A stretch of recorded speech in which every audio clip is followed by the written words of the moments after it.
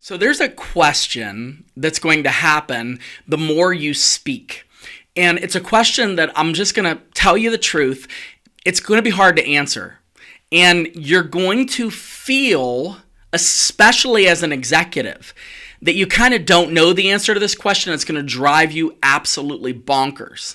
So that question is the subject of today. And it's also a subject that I'm going to help you with so that you can start to feel even more confident when you're leading and you're speaking. Let's get into it. Welcome to the Sam Linton Show, the podcast designed to help you shift your mindset, find your voice, and change your world. Sam is a pastor, coach, and expert communicator, helping leaders and entrepreneurs like you step into their purpose, speak with confidence, and make a lasting difference. All right. We have covered many grounds over the last 6 or 7 months that we've started this little soiree into the podcasting sphere, or the pod sphere, or the cast sphere. I don't know which sphere it is. But we have really covered a lot of different ways to become better at speaking, especially if you're a leader. That's what you're here to talk about. That's what I'm here to talk about. That's what I'm trying to give you in terms of value. So today I'm going to have you know a little bit about the question that is on your mind. The more you try to apply some of these tips, some of these hacks, some of these tricks that we have looked over, and the question is, am I getting better? Like, how do I know I'm getting better? There's no scorecard. No one, unless you plan this, stands up after you get done running your Monday morning meeting with a sign with a number on it. Oh, 9.7, 8.6, 9.3. Oh, good for him. He did. That does not happen. There's no way to know. So how do you know? How do you know that you are doing a better job speaking? I'm not talking about if you're a good speaker. I'm talking, because that's a different discussion. So, I'm not going to say there's good speakers and bad speakers. I'm talking about if you are making a concerted effort to become a better communicator.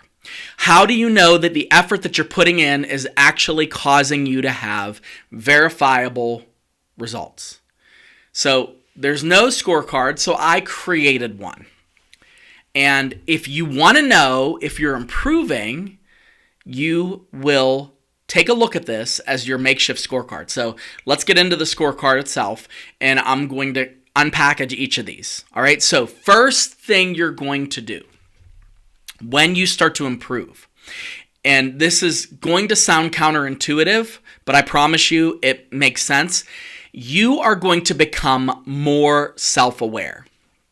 You're going to become more self-aware, which means you are going to notice when you do things that are not the best. Picture a staircase, and I learned this from one of my mentors over at Dale Carnegie, and she showed a picture of a staircase when we would do programs. And at the first level of the stair, the first stair in the staircase is unconscious incompetence. You don't know what you don't know. You don't know if you suck. You suck. You don't know that you suck. So you're just kind of like, and I'm not saying you're terrible as a speaker, but there's things that you're not even aware. Like, there are things that you do as a speaker. If you've never thought about this, if you've never tried to get coaching, like some of this stuff, I might as well be speaking a different language, but you just don't know what you don't know, and you're unaware of what you don't know. That's why one of the, I want to say, landmarks of somebody who's not a good speaker is usually when they say, oh, I'm so naturally gifted at speaking. Almost always do I know that they are not going to be good at speaking, especially if they say they're naturally gifted at speaking. Now, they might like speaking, but just because you like something doesn't mean you're good at it. I like watching hockey when I can. It's the only sport that I'm really kind of interested in, but I don't think I would be good on the ice. And you might say, maybe you would be. I don't think I would, because I know how I am on uniced land. No bueno for ice hockey. So this first level of the steps is, and I'm spending too much time on this point, but this is what you get. All right. So the first is unconscious incompetence. Then you're going to go to conscious incompetence.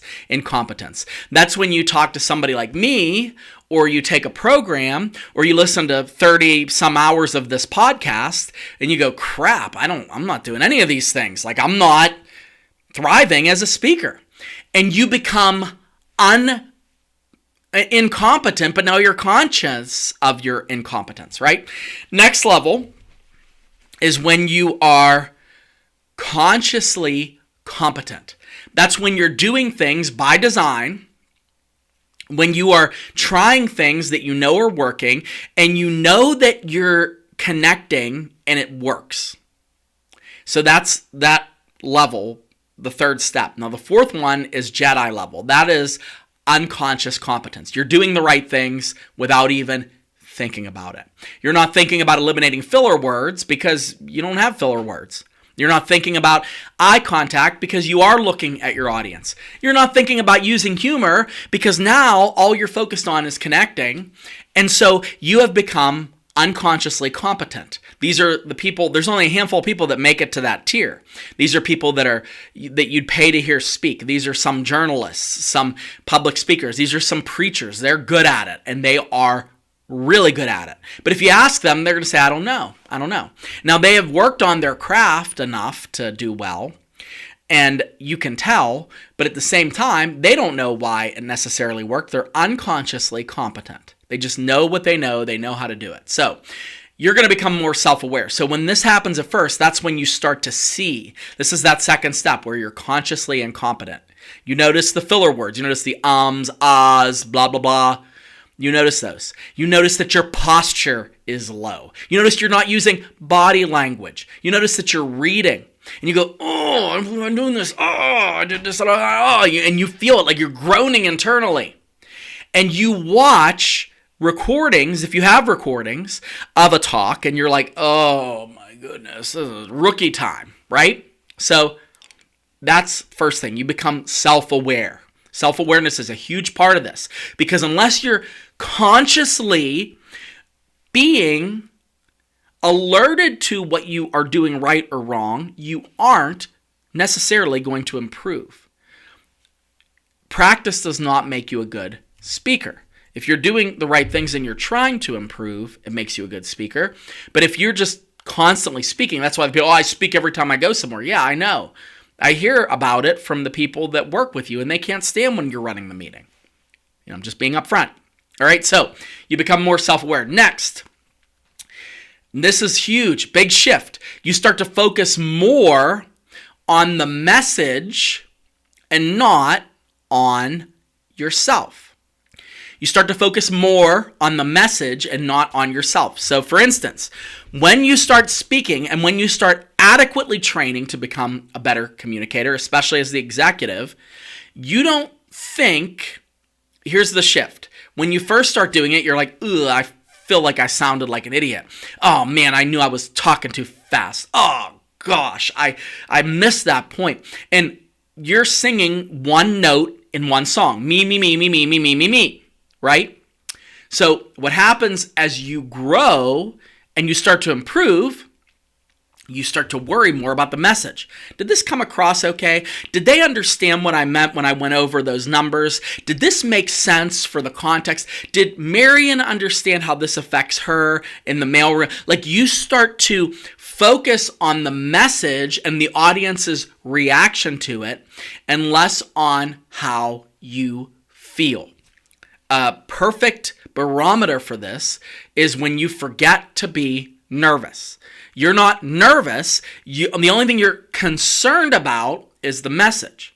And I will say, this is where I tend to land when I'm preparing. So you will hear me when I told you I have a critique group that meets, and I kind of pre-preach some of my sermons to them. And one of the things that come up in the group, I'm not asking them, okay, how do I get rid of my ums? Or how do I feel comfortable? No, I am wrestling with a difficult biblical text. I am trying to make sure that my idea is clear from the standpoint of what makes the most sense for the audience. I'm not asking them, ooh, did I have the right body language? Was my voice right? Was my posture okay? No, none of those things. Now, I'm not saying I'm doing those things perfectly, but what I am saying is my focus has now solely rested on, am I connecting? Do I achieve resonance? And if not, why not? If I'm not connecting, why am I not connecting? So you focus on the message and connecting, then more than yourself. Okay, next scorecard.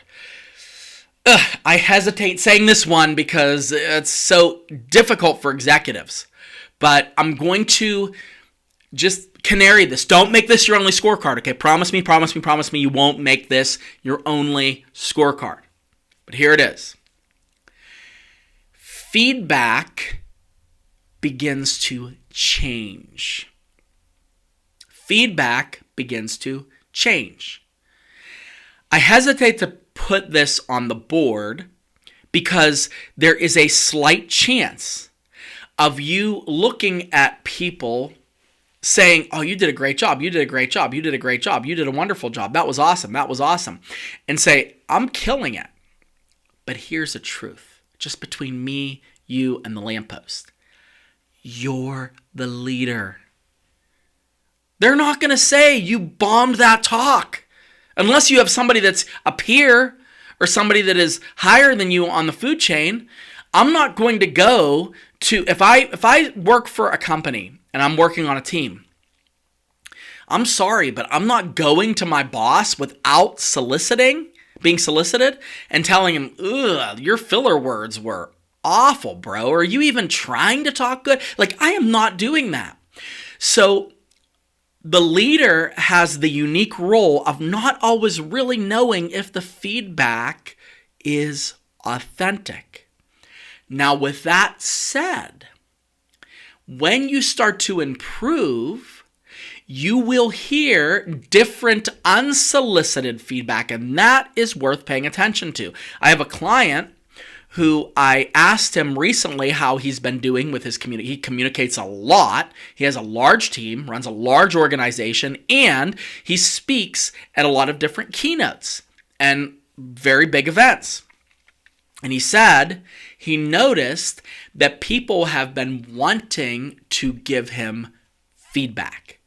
And before, they would kind of not say anything. Well, now they're like, dude, that was great, or oh, that really resonated with me, and he's noticing a difference. Now, that I will take. But if somebody just says, good job, good job, good job, you got to be careful with that. So don't make feedback your only litmus, but really focus on how the feedback changes. Another thing to keep in mind about this that might be helpful is you will hear people go from talking about you, oh man, you're really brave to get up there, or oh my goodness, you really, really lead by getting up there, I could never do that, to wow, that was powerful. They start talking more about your message and your words and less about the fact that you got up and spoke to a handful of people. So the feedback is going to become different. Again, be careful with this. Please be careful. I don't want you to, I'm going to butcher this quote, and I don't know who said it, but if you live by somebody's accolades, you will die by their criticisms. So you don't want to say, well, because people aren't saying much, I don't know if I'm good or not, because here's the thing. If you improve and then you rise to a level of expediency when it comes to your ability to deliver a talk, people will inevitably start to take your communication ability for granted. That's the flip side of this. So if you're already good at it and you don't hear the attaboys or attagirls, or you don't hear that message was really impacting me or blah, blah, blah, you might have just become competent. And then you have to rely on these other mechanisms to evaluate whether or not you're doing well, because you have been doing so well for so long that the feedback has now become irrelevant. So just please be careful with that. Another way that you can gauge feedback apart from you did good or you didn't do good is notice what they do with the material. Can you see that people actually got your message? Are they quoting things that you said to other people? Are they talking about your talk after the talk was done? That was a lot of talks. Or they talk, blah, blah. All right. Are they reliving what you told them because it made an impact on them? That's another way to gauge feedback a little bit, is if it's actually made an impact on them. All right. So we're doing good. We got 3. We'll look at a couple more here. All right. Next one. This is such a blessing. Delivery starts to feel natural. Oh, this is amazing when it gets there. This is when you're speaking and you get up to speak, you have effectively narrowed the gap between who you are in the coffee shop or at the bar versus who you are on stage. Now, I'm not saying that you're going to behave at a bachelor party or a bachelorette party the same way you would on stage, but what I'm saying is the core elements of who you are, your intonation, your instincts of how to use humor is going to come out, and it's going to start to feel natural. You're going to smile. You're going to laugh. You're going to play off of the room. So last week, and you don't get to do this in church, because there's between 500 and 700 people a weekend that I'm speaking to. And I was speaking from the front, and I said, okay, we're going to do audience participation. Now, I don't recommend you do this unless you feel comfortable doing it, but I felt comfortable, and I had some questions that I wanted the congregation members to weigh in on. And I would take what I would say next based on how they answered the questions. It's kind of gutty, but I was doing that, and somebody made a joke in the middle of the thing. It was an okay joke. It was kind of funny. And the congregation laughed. Well, then I immediately made a follow-up joke because I was in the moment. I wasn't thinking like, oh, this messed up my flow. What do I do? I didn't know. I was naturally having a conversation with the church because I was genuinely trying to get some conversation from the church. So the delivery of my talk was natural. You'll start to feel this and notice it when you become adaptive. When you look at the clock, you look at your message and you go, I want to eliminate this, this, and this real quick because I ran out of time. And you start to become instant on your feet and quick on your feet with regard to how you handle certain components of the talk. It's like a conversation. I don't have time to get into all this right now, but bloom, you give them the main pieces. And again, the less focus on the manuscript, more focus on the effectiveness, it starts to feel natural. You'll smile. You'll use body language the way you would if you were talking to somebody over tea. You won't mind if things get silent. Your pacing will vary. When you're telling the exciting part of the story, you'll speed up. When you bring it down to that moment you want them to lean in, you'll slow down because you're natural. That's not scripted, that's you. And you are way more interesting than the presentation version of you. So delivery is going to feel more like a conversation and less like a presentation. All right. Next. Again, be careful with this one. If you can do it, it's effective. You can do it, but you have to be consistent about how you measure it. Take a look at an old recording of yourself. Record yourself and take a look at how you are now versus how you were then. This might be a non-starter for some of you that don't have the luxury of having every single spoken word that you've ever had on the internet like I do. But I will occasionally have the privilege of looking at a talk that I gave in church, and I'll compare it to a version of me that preached like 15 years ago, or 12 years ago, something like that. And it is contrasting how different we are. Now, I'm gracious when I'm giving myself feedback. I don't say, ugh, that guy's gross. Oh my goodness, he sucked. No, I have just improved. I've preached hundreds of times more. If I'm not improving, it's something wrong with me. It's something wrong with my system, right? So you want to be gracious with yourself and self-aware enough, but at the same time, you'd be able to look back at maybe the first time you ran a meeting or the first time you ran a Zoom meeting and compare it to the most recent time and then see how different am I? How much have I changed? And you'll measure that growth and realize that you're doing well. You can even compare how you feel after a talk. Oh, before, when I would talk, I would be exhausted. When I was at the height of a 9-month bout that I had with panic attacks around public speaking, which I, believe now. I'm a Christian. I believe it was a complete demonic attack.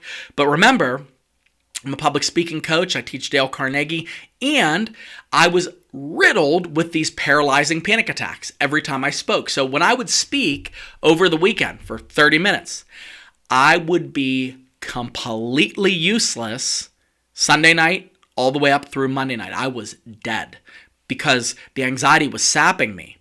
And I realized when I've talked to clients that a lot of people feel that way because of the anxiety, because of the uncomfortableness. Now, I have no problem speaking 4 times on a weekend, running a meeting in between, doing an event at night, doing teaching, doing training. It doesn't bother me because I've measured my growth in the ability that I feel comfortable in a certain level.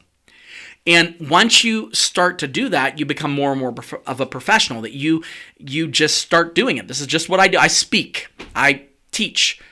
This is what I do. And you just kind of become a professional. Remember, the amateur analyzes how that was. The professional gets excited for what is next. And so as an amateur, you start to just move into the next thing and you get excited about what is next. So keep that in mind as a professional.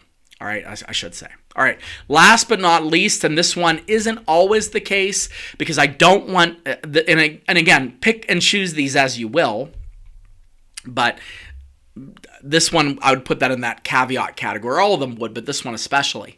You actually start to enjoy it. I know. Imagine when you actually enjoy it. Would that ever happen? Yes. Yes, if you have anxiety, you can come to the other side of that and actually start to enjoy yourself. Yes, you can go from being unsure about your message and actually begin to know that you're more effective.